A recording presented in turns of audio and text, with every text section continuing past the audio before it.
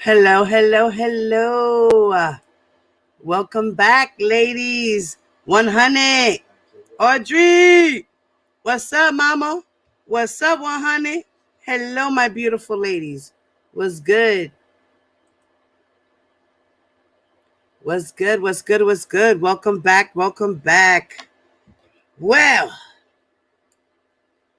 I found another video that we can listen to. Now, remember earlier in the other live, I had showed you a video. We listened to the audio about where Demetrius supposedly said that R. Kelly tried to come on to him. Well, I found the actual video, well, a clip of where the person did an interview. Someone else took a clip of that actual interview and posted it on his YouTube channel. And I wanted you guys to just hear it before we get back into the story. And yeah, here we go. Let me set up my stuff. Make it okay. This is too close. Weird. Okay. All right. Here we go.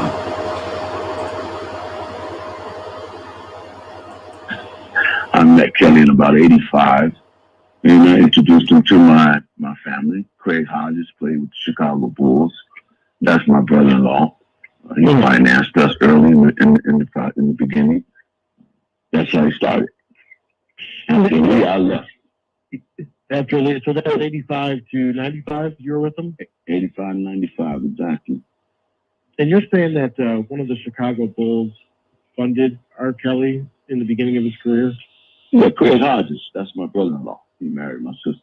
And what did Craig do? Did he give him, how much money did he give R. Kelly to get him started? Well, Craig was the first one to put him in the studios. And we did his first couple of albums in the studio. That's what he got his deal with Jive Records. Craig's money got him his $35,000 just for a song he did. The first couple of videos he did that were never the big, but paid about $35,000 for those. You know? And so Craig put up that. Wasn't it $3,500? $3,500? That's what he said in the book. Money? Yeah. Well, Craig, my sister did, which is Craig's money. Did R. Kelly ever pay them back? No. So no. Robert hasn't been good to people that have been good to him. And how old was Aaliyah when her and R. Kelly started having a sexual relationship or physical relationship? Well, again, I've never seen that. Never seen it? Never. We used to go out, we used to hang out, we'd go to the movies. Her parents were with us. Well, her mom would be with us. And they would come out at night and go to the studio, and they would never hang out. If things went on, we didn't see them. Robert was very private with Aaliyah. He was very protective of Aaliyah. And Robert's that way with a lot of his girls. He don't want nobody around. And the girls go along with that. If he says stay in the room for the night, that's what they do. And that's a grown woman. And even if they're 15, 16, whose parents would not miss their children. So we didn't look at them, the girls like that, because they weren't kids. They were young adults. Back in those days, when you look at their ages, I mean, you could stay out all night. If you're 15, wow. Now, in your opinion, he's a pig talking about, oh my God, she looks 15. Wow. What? You see? He led R. Kelly to be the man behind the man. He's been accused of running a sex cult. Have you ever seen anything that would make those allegations true? Nah. No. Here's a guy that has money that is just... You're full of shit. Got girls that they're young, and they're young, and he keeps them private. And he might have one in this room, one in that room, one in that room. He say, y'all, I'll be back. You get home, you pick up the phone, get you something to eat. Can they come out and go hang out by themselves? You know, like grown folks? No, they didn't do that because if they did, they just sent them home. So women did what they wanted, what he asked them to do, and they volunteered for that. I'll be on the road with women, and they be, well, why can't I do it? I said, babe, you don't want you to go home? You can go home, mommy. Robert's gonna be in the studio. You're gonna be right here. That's what you want to do. That's what you do, and that's what they did. So he would have separate like hotel rooms and tell each one to stay in a different room. And then he would tell them to stay or make them to stay, but the younger girls were the ones he could control. The older women couldn't control, and those that he could control, he would control. He can manipulate. Now he can manipulate. He's learned to do that. He's learned to be a manipulator. So I know you never watched him, obviously observed him have sex with anyone younger, but these girls that were in the room, were any of them under 18? Well, the only one that I heard about, I haven't seen any of them. It's the one of Sparkle's niece. I did know her, but I didn't know he was, she was so fine and gorgeous as a young girl and built like a woman, but still I knew she was young. Yeah, she's 14. But okay, so he would. She was young and so beautiful and built like a woman? Are you kidding me?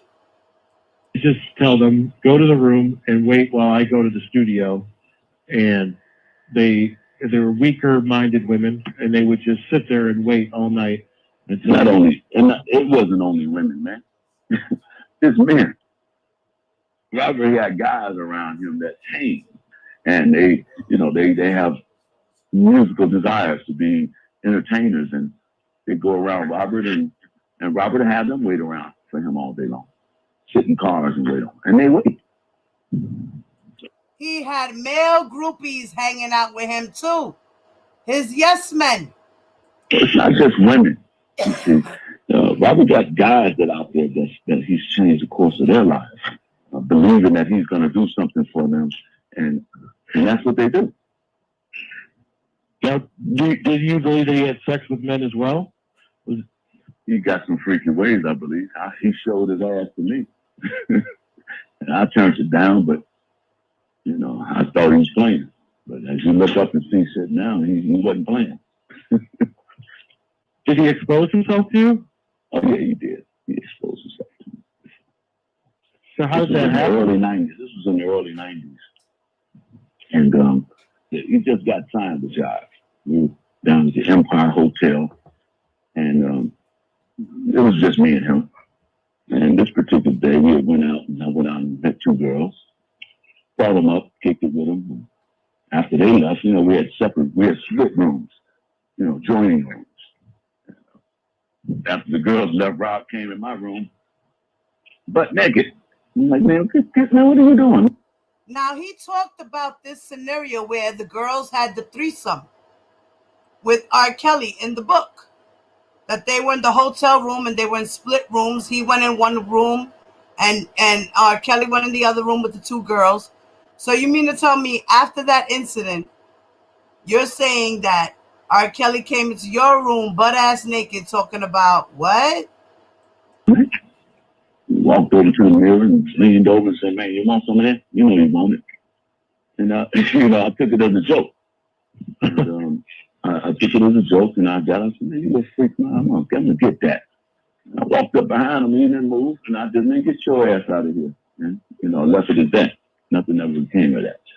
And I go back over the years, I think today to myself, had I stuck him back then, I'd probably be with him. What did he just say? What did he just say? Did he just say, back in them days, if I probably would have slept with him, I'd probably be with him?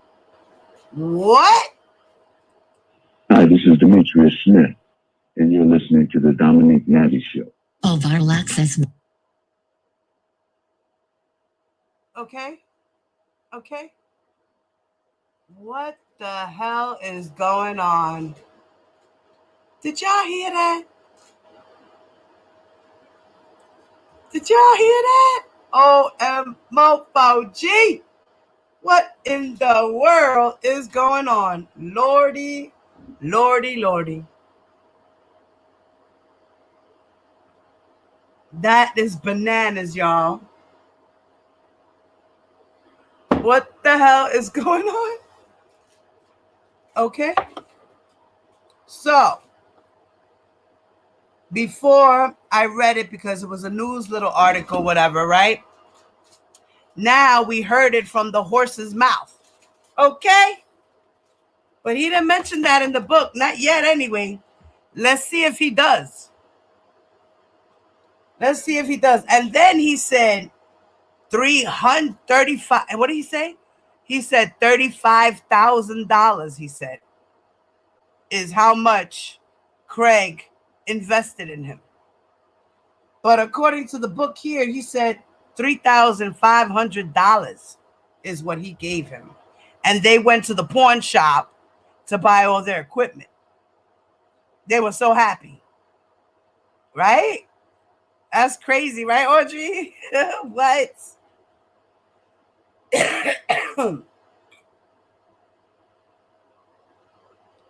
So this is the man behind the man. Wow. Wow. That's crazy, y'all. Well, let's see here. So we are now on chapter 5.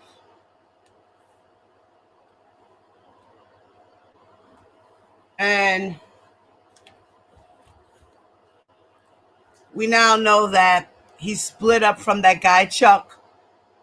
Whoever Chuck is, we think he might be one of the Williams guys who might be related to Michael Williams, who tried to torch Azriel's house and her car.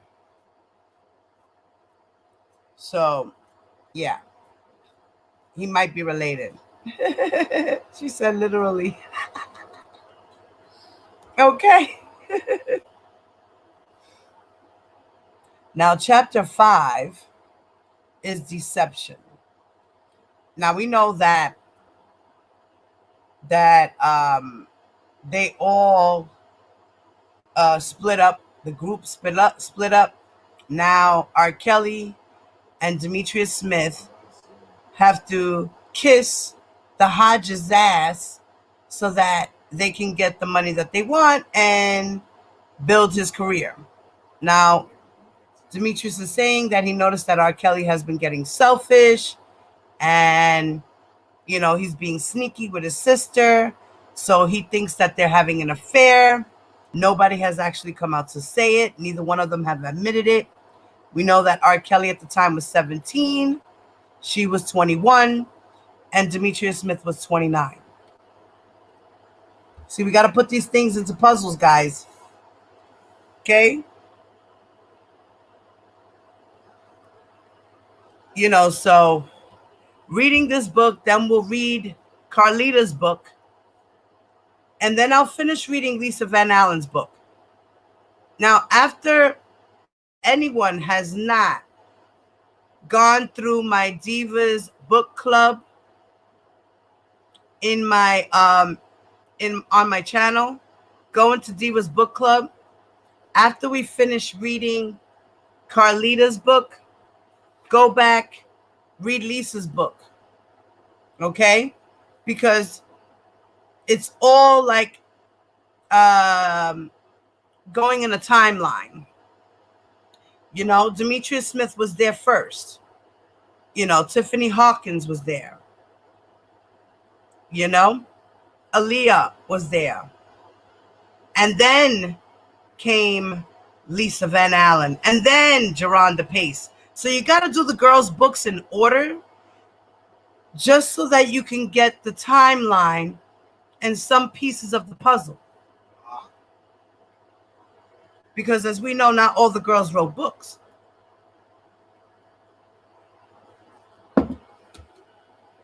I would love for Dominique to write a book.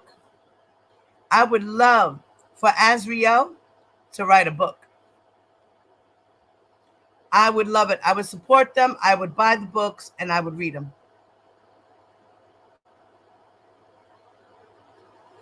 And I would love for Ashana Landfair to write a book. I would love it. I think those girls deserve to let it all out. Let the people know their truth and what really happened to them. You know, like I said, these girls, it wasn't all bad. You know, it wasn't all bad. They got money, they got gifts, they got, you know what I mean? They got things out of it. They got their perks. But they had to do demeaning things to get those perks. But they wanted to do it.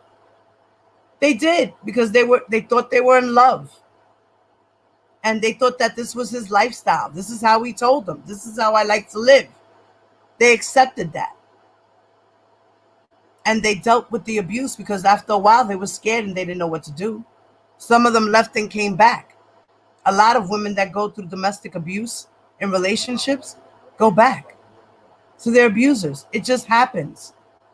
You're so dependent on the person. You're so in love with the person. It happens. It's just like anybody who breaks up normal with their boyfriend, whether the guy is abusive or not.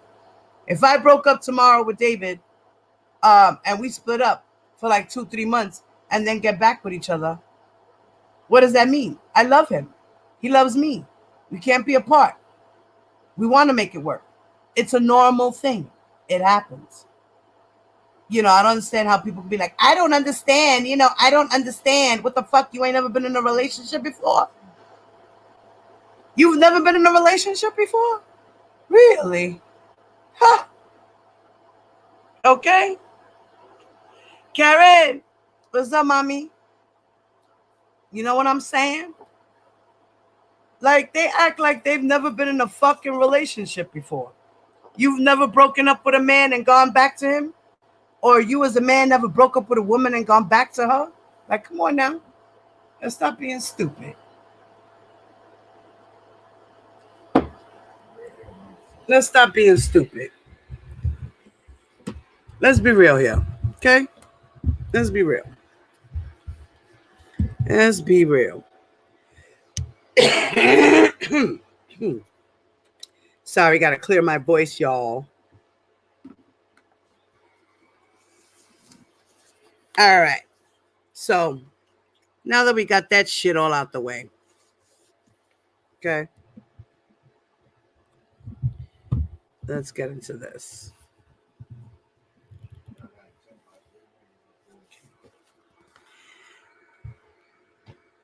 Chapter 5. I gotta raise this microphone a little bit. Okay. Chapter 5. Deception. The 1984-85 NBA playoffs were about to begin, and Craig arranged for Robert to sing the national anthem at one of the Bucks' home games televised on national television. This was big for Robert. I knew how good he was. For him to sing in front of a crowd of 45,000 people or more, I knew that his name was going to be remembered in the state of Wisconsin and buzzed around the country from that day forward. I knew that Robert was going to sing the national anthem unlike anyone else's version of the song. The way he would sing that song would be part of the game's conversation, not only by the fans, but by the players and the commentators as well. We arrived in Milwaukee Friday afternoon. We wanted to get there early so that we could go to the practice facility and shoot around with the players. Once we left the gym, Craig took us to eat. At that time, he informed us of how the team was looking forward to Robert performing at the game. But I don't think any of them were more excited about him performing than I was. Later that evening, Cece decided to take Robert to the mall to buy him something to wear for the event. Craig had a team meeting he had to attend to, so I stayed at the house and watched my nephews. When she returned, I had to go out to the car to help them with all of the bags they had. She took Robert on a makeover shopping spree. She bought him a suit, shirt, tie, shoes, the works. Not only was he going to impress everyone with his singing, he was going to make a fashion statement as well. Robert said that he had never worn a suit before. He was going to be GQ material for this event. That's for sure. This was his Christmas. We were especially surprised when Craig came home carrying a new keyboard. Right away, Robert got on it and began to get familiar with it. While doing so, he came up with a new song. Later that evening, Robert became ill. He came down with the fever, a touch of the flu we had all assumed. Cece made him some tea and gave him Tylenol. Hey, Black Beauty, what's up, mama?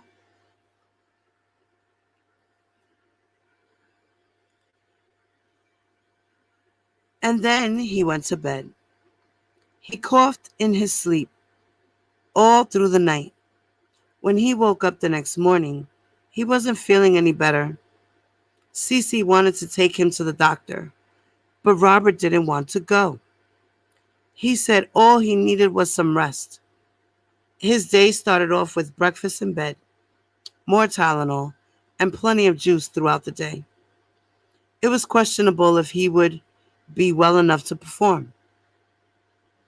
On the evening of the event, Robert gathered enough strength to get up and to get dressed. He was looking sharp, but he also looked sick. When asked how he felt, he told us that he had chills and his body was shaking, but he would be able to sing. We left for the arena about 5:30 that evening. We made it to the arena, but Robert was shaking all the way there.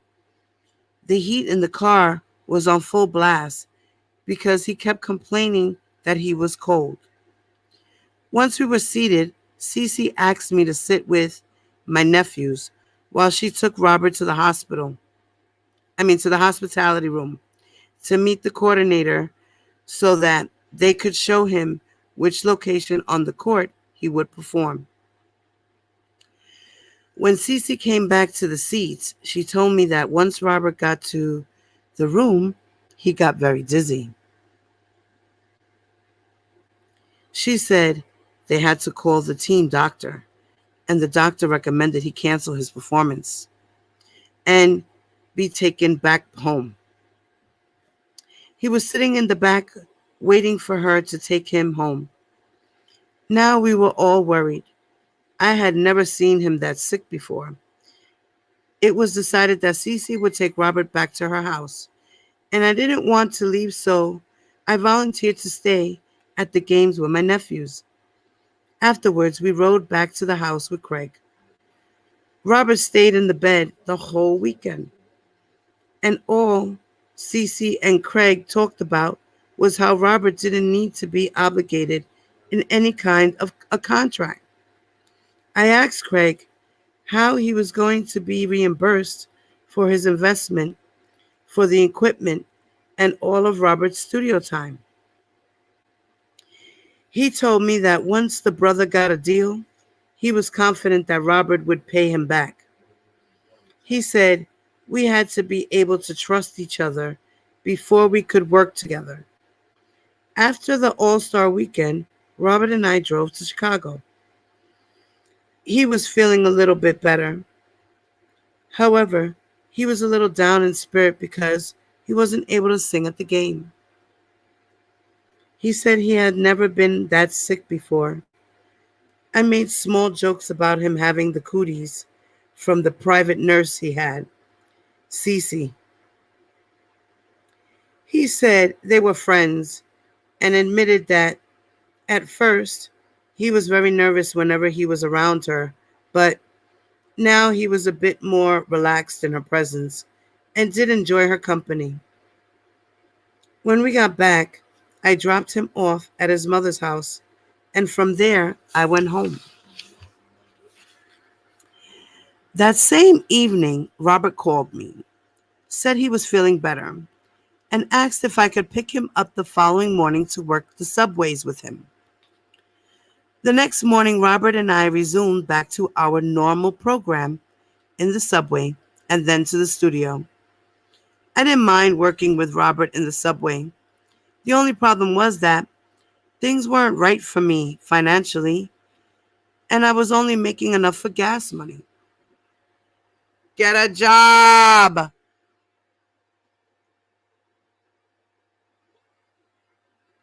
What the hell?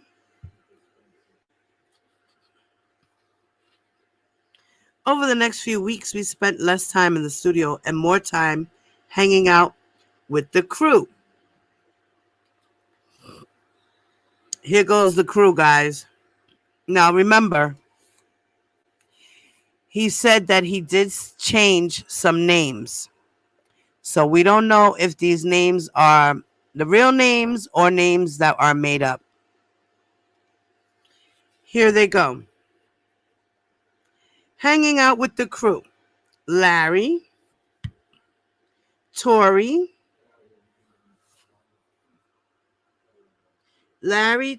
Mouse, Jim, and Dwayne. All right, so we got 5 dudes. We would meet up with them on the basketball court on 33rd Street in Hyde Park.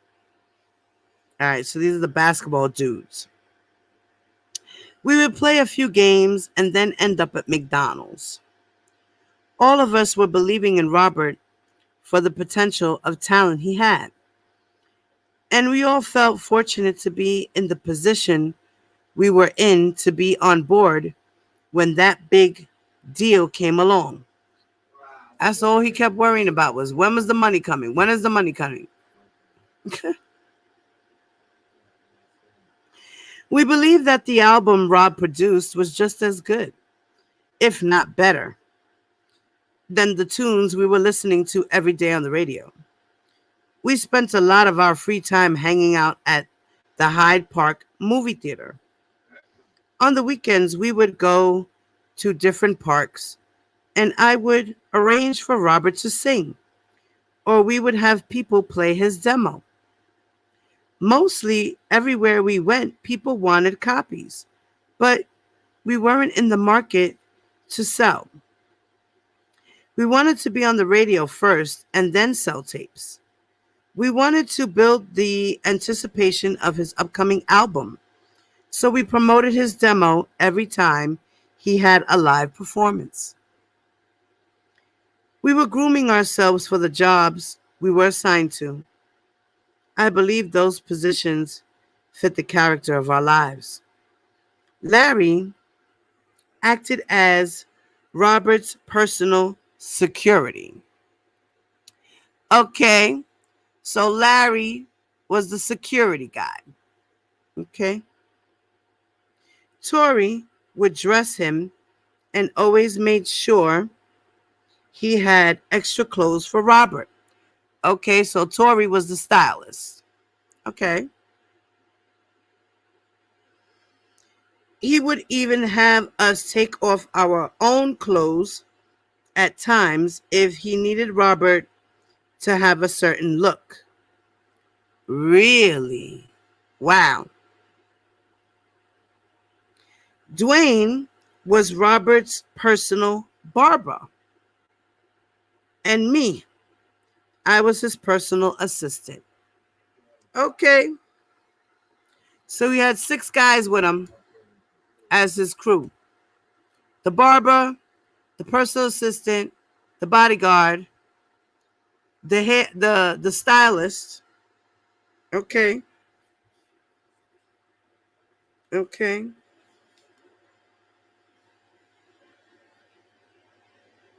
And who was Mouse and Jim? Let's see. He didn't say nothing about what they were. He said Tori, Dwayne, and Larry.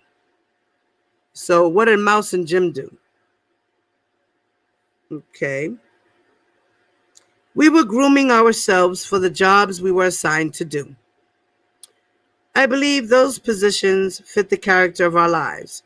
Larry acted as Robert's security, Tori would dress him, and Dwayne was Robert's personal barber. Okay, and I was his personal assistant and acting manager. I made sure that everyone was on point and at the same time. We all were looking at the same picture of success. I was making all of the arrangements for any event that came up. I was the one that was making things happen, keeping Robert busy and in the spotlight. I created a job for everyone working with Robert. I wanted to make that dream come true. We were all making a sacrifice because we all believed in what we were doing and that it was going to pay off for us in the near future. I think we all felt it was natural for it to all work out for us.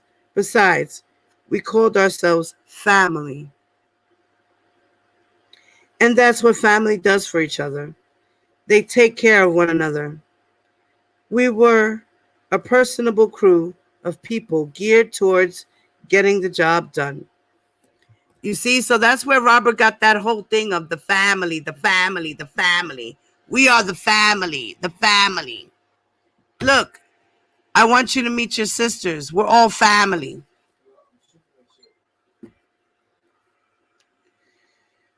Whew.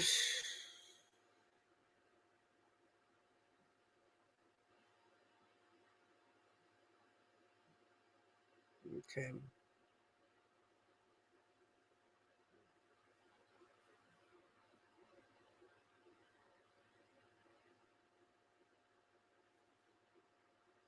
And that's what family does for each other.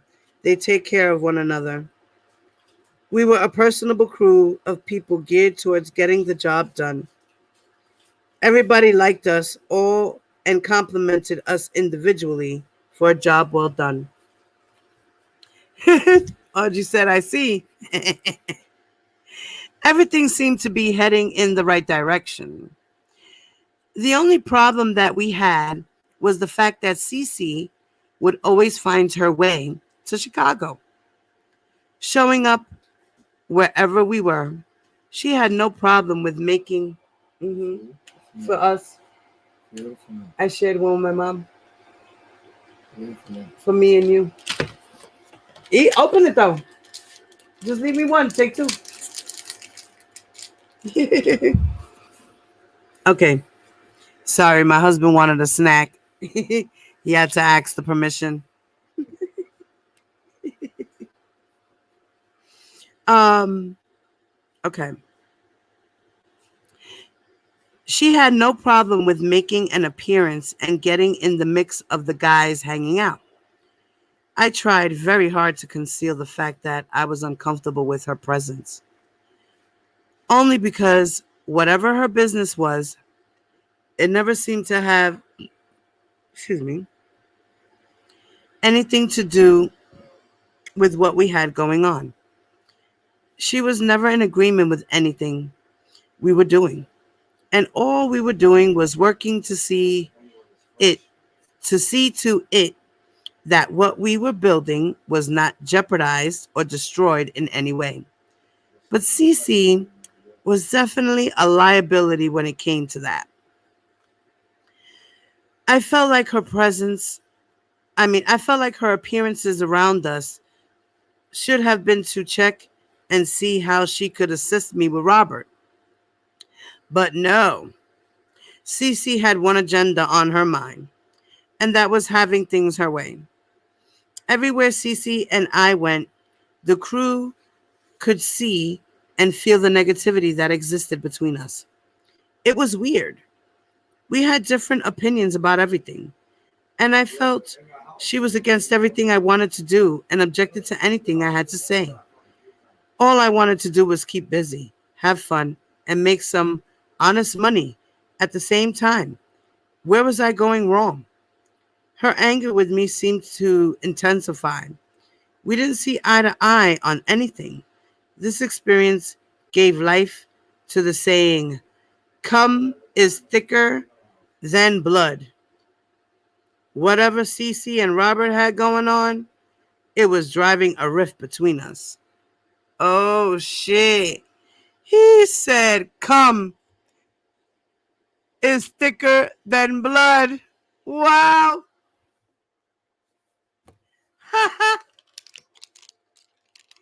He said, "Come," okay? He said, "CUM." All right? Come, like, come, okay? Mm-hmm. What exactly? What the hell? I ain't never heard that saying before, but okay.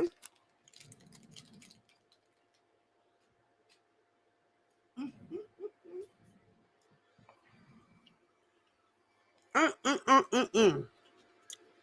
Mm-mm-mm. Robert already made it clear to her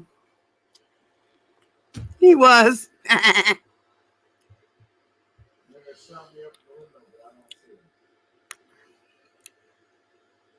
Robert already made it clear to her that he was not ready to sign any type of binding contract with anyone. Nonetheless, it didn't stop Cece from coming around, picking Robert up and taking him places. Apparently, they had some unfinished business that had nothing to do with anyone but them. I wondered if whatever her business was with Robert, Craig knew of it as well. When the guys and I were together waiting on Robert and he was nowhere to be found, we knew they would be together. I always felt that Cece should have communicated with me, and maybe we could have made things turn out better than they did. I needed her, but her actions made it was apparent that she didn't need me. Plain and simple. Her goal was to gain access to Robert, and that is what she did. Woo! She was having some honey love, okay? She was getting honey love while her husband was on the basketball court making millions of dollars, and her brother's trying to beg her for money to get this boy on the road. That's crazy, right? Wow. Once we were finished mixing the songs, our time in the studio with Bruce ended. Remember now, um, Bruce and Carrie were working in the studios with them. One was playing the bass guitar, and I forgot what the other one was, he said. Craig called me a week or so later and asked me to ride with him to go and pay Bruce. I was at my mother's house, so I had him pick me up there. As we rode, we listened to Robert's music, and we both agreed that we had some quality material to work with. Craig liked Robert a lot, but there was something on his mind that day. I could tell something was bothering him. I had this feeling that this something had everything to do with his wife. At some point during that ride, he turned the volume down on the stereo. "Johnny, What is going on with you and your sister? Every time y'all around each other, it's an uncomfortable place to be.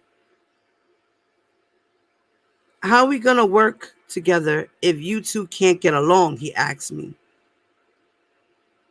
Craig continued to share his thoughts, and he wouldn't give me a chance to speak. He just kept talking. I mean, I'm hearing some way out things, man, about Cece and Robert. But what I do not understand is the two of y'all not getting along. What's happening with that? He asked, finally giving me a chance to speak. Craig had a real puzzled look on his face, the kind that said he was sincere. I knew right then that he had no idea his wife had been traveling back and forth from Milwaukee to Chicago, spending time with Robert. And I was not going to be the one to make it known to him. So, in answering his question, I told him, Cece is always calling me, asking questions about what I am doing with Robert. She thinks he shouldn't be in the subway and that I shouldn't have him in the streets singing to everybody. I don't want to answer her questions, so she gets mad at me. And you know Cece, Craig. She gets to cursing at me, and then when I tell her to find her some business, she'll hang up, and then when we see each other, she holds a grudge. I was lying with a straight face.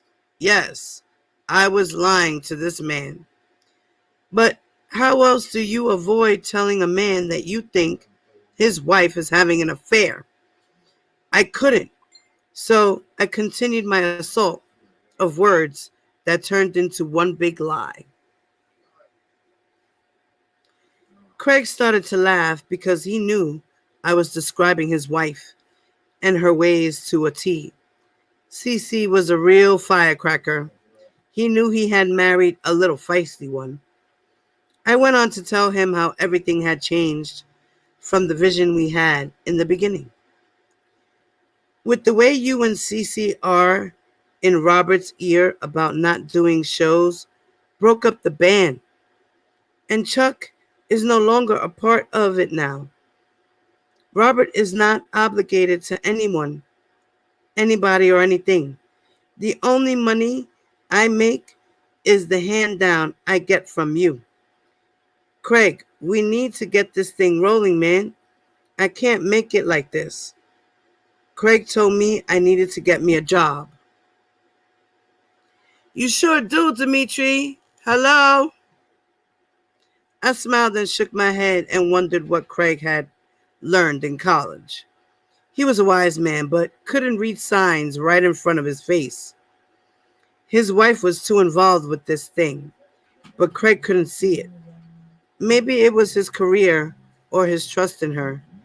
He kept her on a pedestal. She could do nothing wrong in his eyes.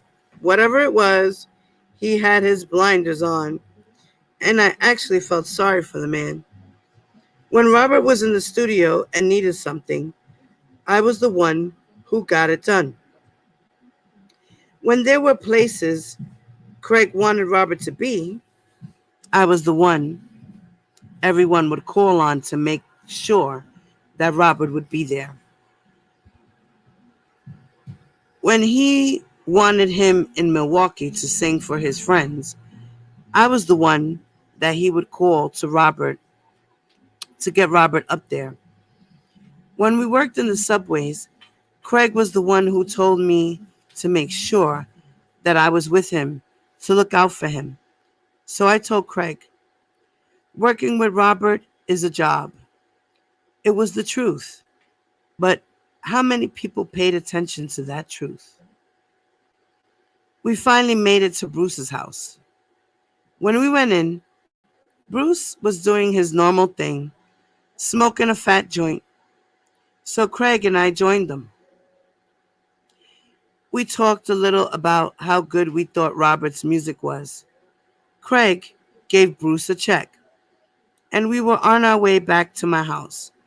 We were a little bit buzzed, so as we rode, we just listened to music. When we got to my house, Craig handed me two $100 bills. And as I was getting out of the car, I thanked him. He said, "Don't worry, bro. We gonna get Blood's music on the road."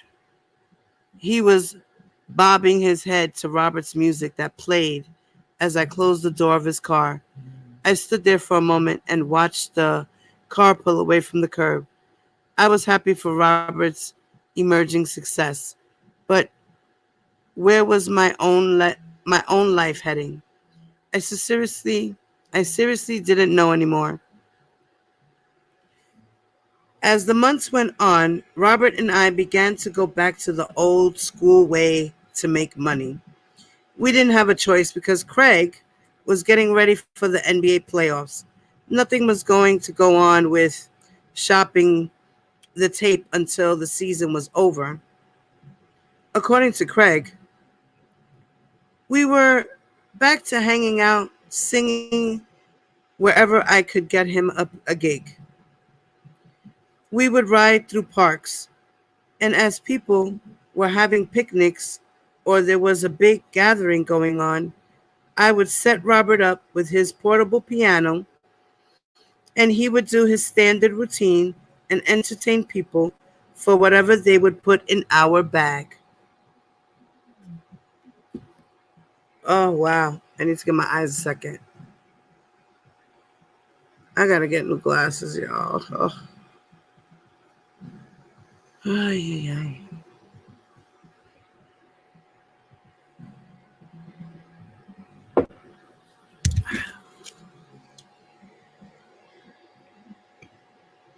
So, okay. As the months went on, Robert and I began to go back to the old school way to make money. We didn't have a choice because Craig was getting ready for the NBA playoffs. Nothing was going to go on with shopping the tape until the season was over, according to Craig. We were back to hanging out, singing wherever I could get him a gig. We would ride through parks, and as people were having picnics or there was a big gathering going on, I would set up Robert with his portable piano, and he would do his standard routine and entertain people for whatever they would put in our bag. Regardless of what Cece or anyone else would say, we were having fun, hanging out, making money like that. Sometimes the crew would hang out with us, which was really a blast, but most of the time it was just the two of us. We went all over, and it kept us busy. I learned a lot about dealing with people one on one. When representing Rob, he sang at parks, hotels, subways, and all over the city of Chicago. The playoffs were over for the Milwaukee Bucks. Finally, Robert and I figured Craig would be free to shop the demo. We had 14 songs on the tape, and we felt that every one of them were hits. I wanted Craig to put copies in the hands of the influential people that he was in contact with. I felt confident that if he could put me in front of any of the top executives in the business, I could get Robert a deal. I just needed Craig to get me in. The moment was right, and the time was now. There was still one area I wanted to familiarize myself with before we really got things rolling. I wanted Craig to put Robert under a contract. It was business, and it was time to start thinking that way. I knew that once we met with someone, and they decided to deal with Robert, the first thing they were going to want to do is put Robert under a contract. Again, that was business. And it was time for us to start thinking that way. When I brought this to Craig's attention again, he didn't want to do it. He said he couldn't see the brother being tied down. I won't say he was stupid, but I will say he was a man with no business sense. I couldn't understand that part about Craig at all. As I saw it, we would have been tied in with Robert. And to be tied to a goose who laid golden eggs, to me, was a no-brainer. At this point, I was even open to the idea of Cece managing him. Unfortunately, I knew Robert was not that. Craig and Cece messed Robert's head up when it came to a contract. With them, at least, Robert was not altogether stupid person. Why pay for something when you can get it for free? That is how I felt his relationship was with Craig and Cece. I wanted us to sign him and have it all in the family. I saw our team as big business that could open doors and opportunities for our entire family, as well as for other people. But I couldn't get Craig and Cece to work with me to see things my way. They had their own agenda. And though I was viewed in Robert's eyes as his main man, I don't think they knew how I was going to fit into their plan.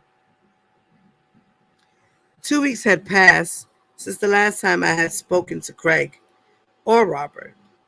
The last time Craig and I talked, he told me he was going on vacation. Cece and I weren't talking at all. She told me on one occasion, "Die, motherfucker." She hated me.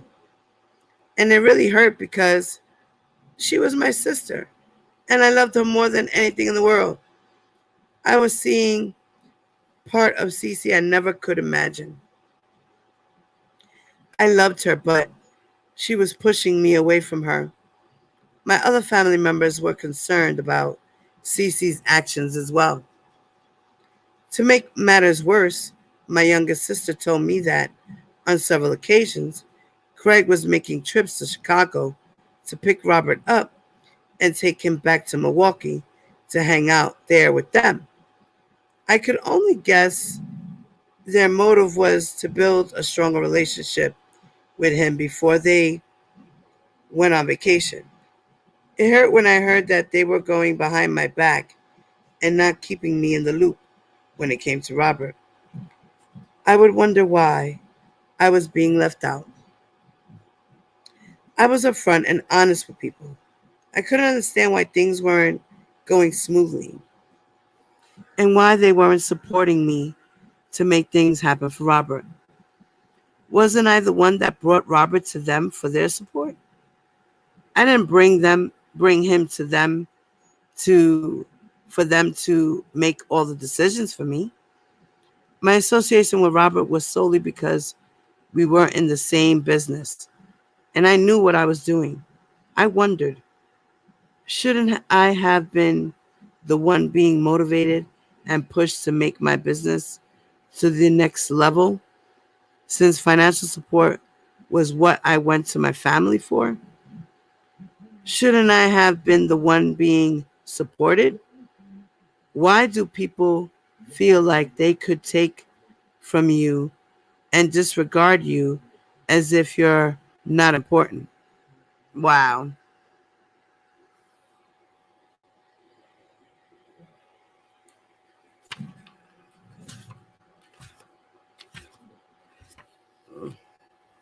Okay. Give me a second, guys.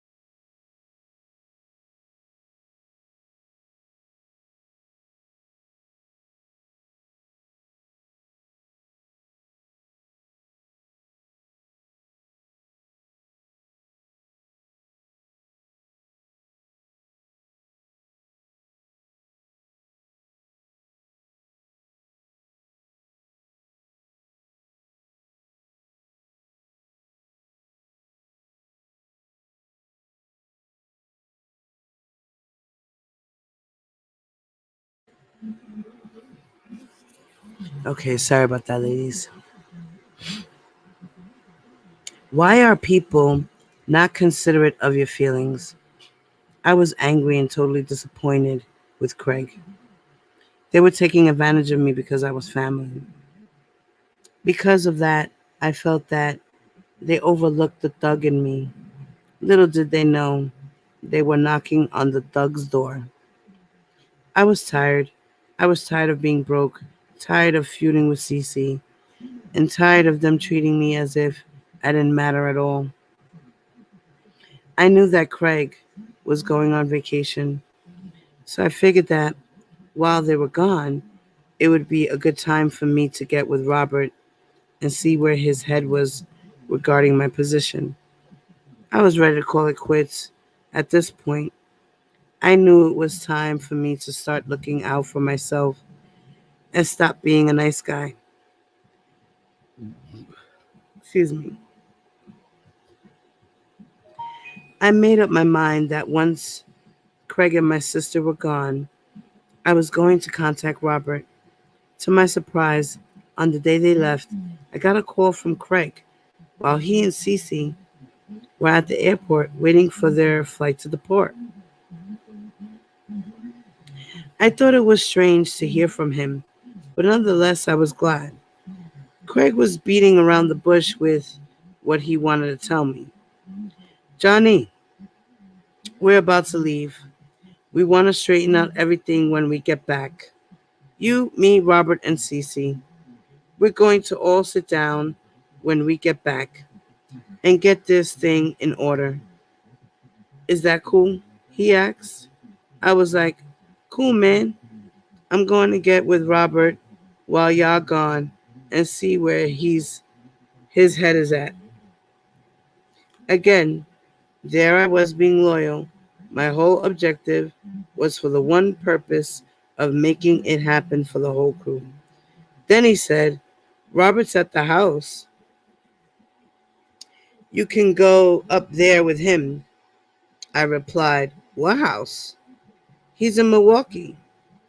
I wanted to talk to him before I left and decided to let y'all keep the place and give y'all some getaway time too, he said. Can you go up there with him for me?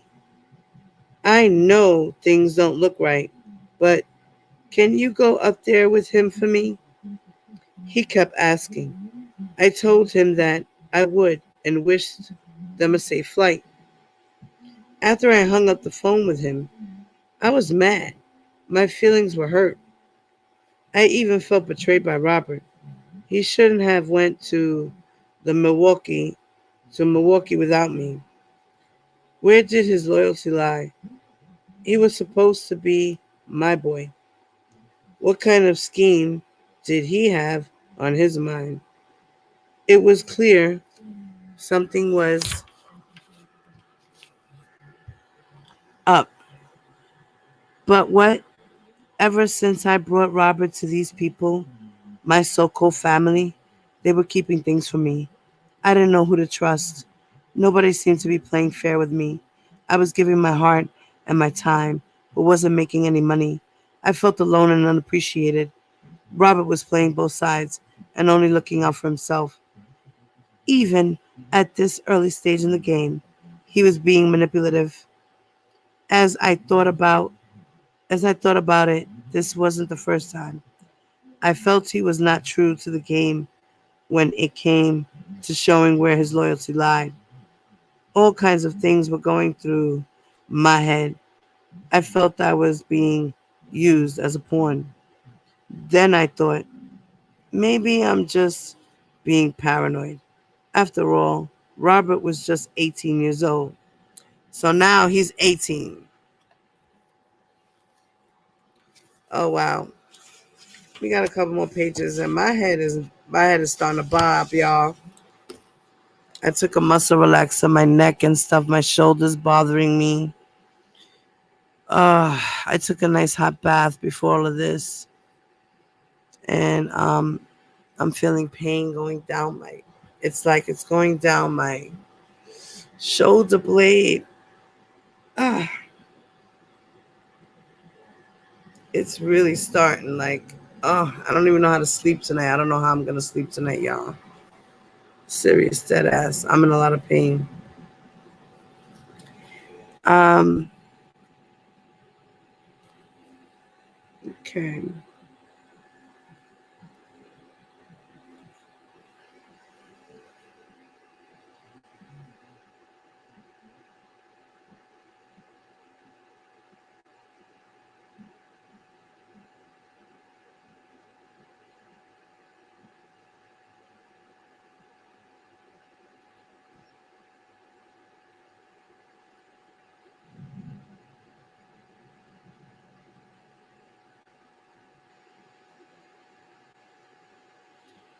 This was all. This was all new to him too. This was my boy, my protege, and right now he needed me. Let me get on up there to Milwaukee, I concluded.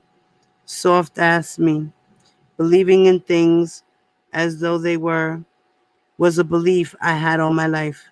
I wanted to be positive and believe things would work out. There was just too much to win to give up without a fight. My heart's desire was to pull all this together. True enough, I was a bit overboard with my devotion, but in my heart, I believed in loyalty. Robert was that brother. I bonded with that. I never had. After contemplating things over in my head, I decided to call Robert. He answered. What's up, Robert? I asked. Johnny, he said. I was just about to call you. I didn't beat around the bush or pretend as if I didn't know anything. What's happening with you and man? What's happening with you, man? Y'all got me messed up in the head, dude. I'm wondering why you up there without me and why I didn't even know you was up there. This shit's crazy, man, I asked him. This shit's crazy, man, I said to him. I know, man. Craig came, got me last night. I didn't even know he was coming. I didn't know until we hit the highway that he wasn't coming to get you, Robert said. He then told me that when he asked Craig about me, he said he was going to call me and get me to come up there after they left because he didn't want me to talk to Cece. He didn't want me and Cece to get into it before they left for their vacation. It made sense because it was obvious for all to see that Cece and I were not getting along. Nonetheless, I still felt that Craig should have made it known to me instead of just coming to Chicago, picking Robert up and riding right past me without saying a word. He didn't show me any consideration at all. And because of that, ill feelings began stirring up inside me. I didn't know who to trust, and I didn't know who was keeping it real. I felt as if they were trying to cut me out of the equation. Robert was not just a cash cow to make me as he was the orders. He was my friend. In the back of my mind, I always knew that Robert needed me in Milwaukee with him. He was in Northbridge, Wisconsin, which is the suburbs of Milwaukee, 25 minutes northwest of the city. The Northbridge Mall was about a mile away from the house where Robert was staying. The buses were on schedule and probably didn't run on the weekends. So Robert was pretty much stuck in the house. He didn't know anyone, and he wasn't a person to wander around a foreign place alone. Okay. You know what, guys? I'm about to cut it here. I am. I'm not going to force myself. This is crazy. Like I said, I took some muscle relaxers. So now I'm starting to feel it. I'm going to leave it right here. We were here. Okay. Bookmark it. Yeah, guys.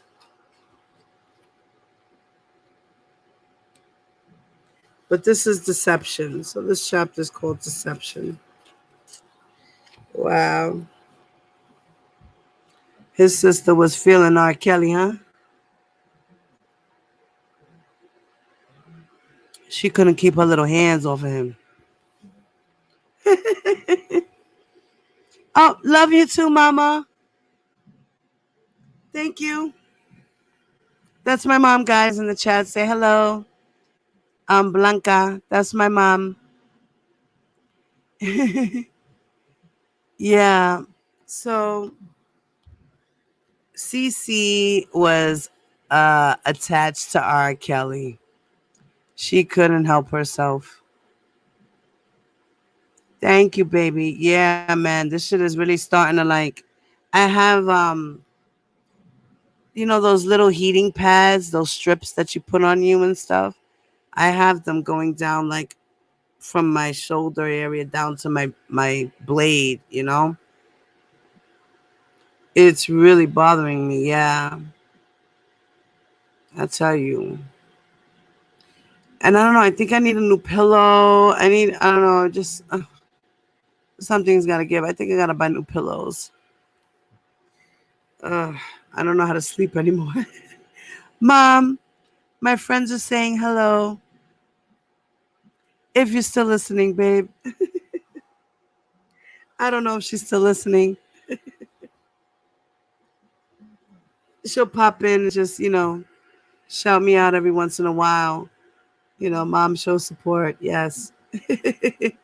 She cash apps me every once in a while too. She'll be like, here for you. Bing. You go, girl. Yes. I love the support. Thank you so much, guys. I really appreciate it. With your support, I just got Asante McGee's book and Kitty Jones, but I didn't get the book. I got the Kindle, the one that goes to the Kindle, the ebook. There you go. I got the ebook. So those will be read eventually as well. I got all these books so we can be entertained, guys. All right. So yeah, so I just purchased 2 more books, y'all. Um like I said, I got Asante McGee's book and I got Kitty Jones' book. So we will be going through those books as well. Yes, thank you so much. Thank you so much for your donations to the channel. And like I said, guys, I'm having the cook-off. I will be scheduling that for sure. I already got the go-ahead with the guys. We will have Larry and Dana battle it out. Whose chicken will look the best?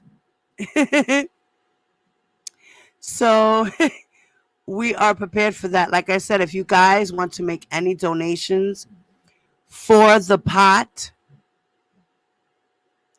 and for the prize for the cooking challenge, please, if you do, in the you can cash app me. My cash app is on the screen here. $ Bella's paid. You can also Zelle me. My Zelle is 347-664-9253. If you guys do want to donate for the cooking challenge, in the text message when you send it to me, put cooking challenge so that I don't get confused with it being a donation for me. Okay? Yes, thank you, Mama. I appreciate that, baby. I did. Thank you, honey. Yeah, that'll be for whatever I need next, It's sitting there and it's sitting you know. Thank you so much, Mama. I appreciate that. Yeah, like I said, I use it to the channel, or I use it for personal bills, or the kids' snacks or something they might need, you know. Or my little wants, you know, my little shit I get. Y'all know. Fat boy. Thank you, sweetheart. Fat boy, you were late. Bow bow. Unless he was in the bushes and decided to jump in now. Fat boy is officially my bodyguard on YouTube.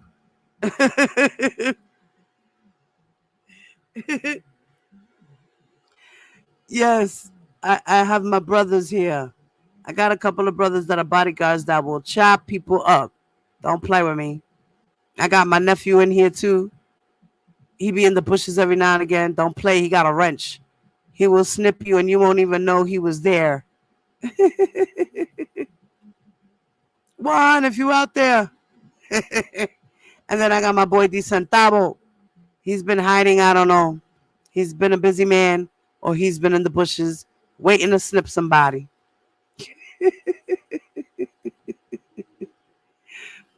So yeah, guys. So I'm gonna leave you guys. I'm gonna find something else.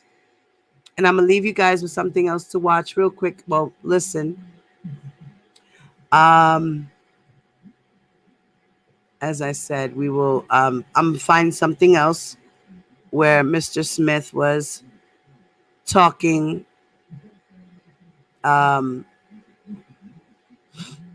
let's see if I can find something else or anything else to the effect of, let's see.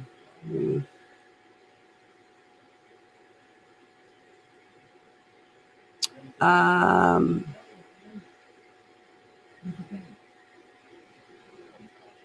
let's see.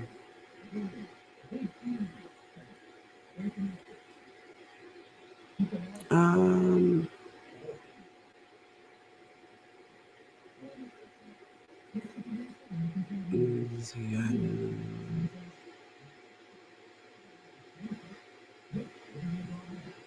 okay, let's see.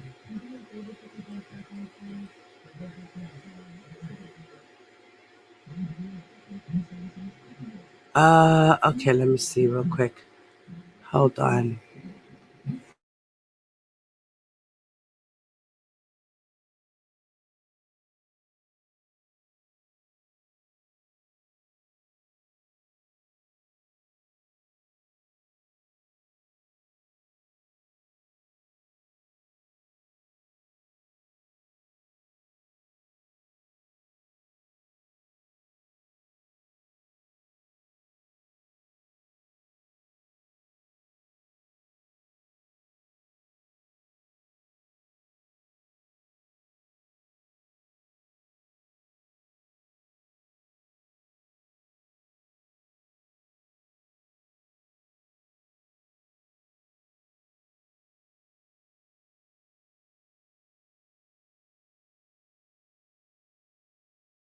All right, guys, I'm gonna take you out with this.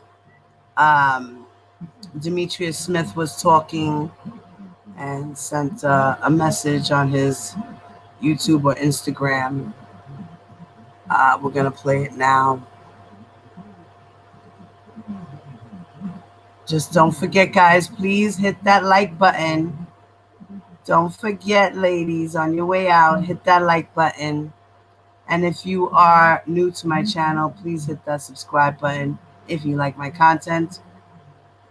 And make sure you hit the notification bell. And we're going to be listening to Demetrius. Here we go. Y'all to misunderstand me when it comes to what I've written in my book. I really told this story a long time ago. I was trying to tell people when I was with R. Kelly. My name is Demetrius Smith. I was with R. Kelly from 1985, and I left him in 95. And I just want to make it clear that I was not about being receptive to him messing with young girls. I always fought when the lines were long and there were young girls. I tried to tell the parents. I tried to tell the record company of the things that I was seeing because I was the first to see. And I didn't see him ever touching the young girls, but his actions in wanting to entertain them was inappropriate to me. So I tried to make that known. And as we went on from 95, uh, after he married Leah, I did get the license. I did that. I didn't forge it myself, but I walked her into places that gave her IDs. And I did that because Robert was uh, told that he had to do this to save himself from jail.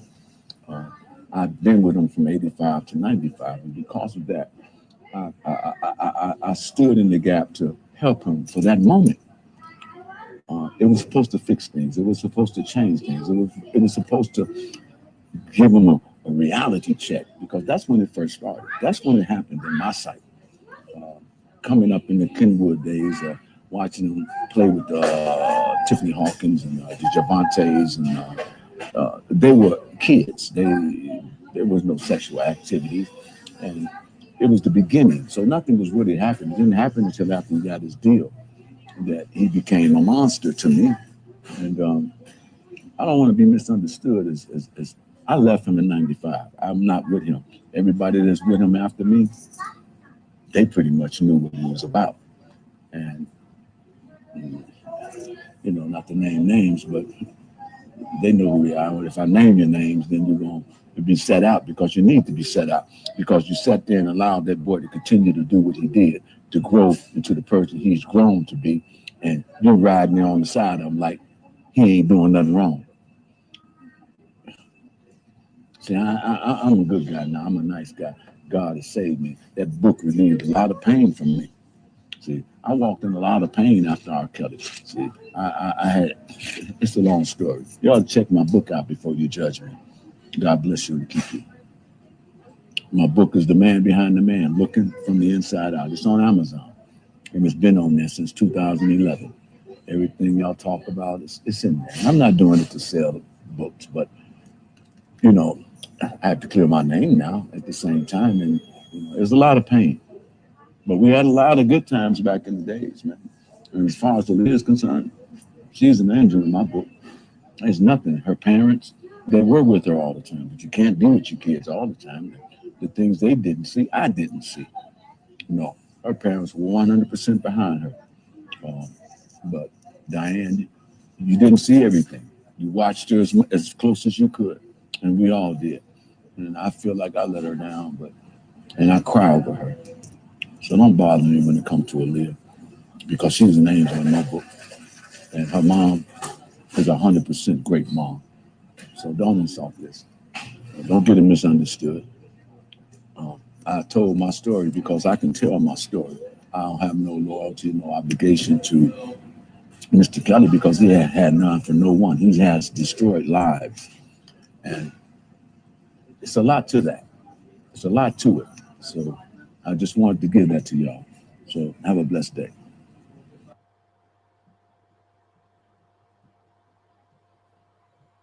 And have a blessed evening, everyone. And there will be more to continue. I love you guys. Have a wonderful evening. And Diva Divine Light is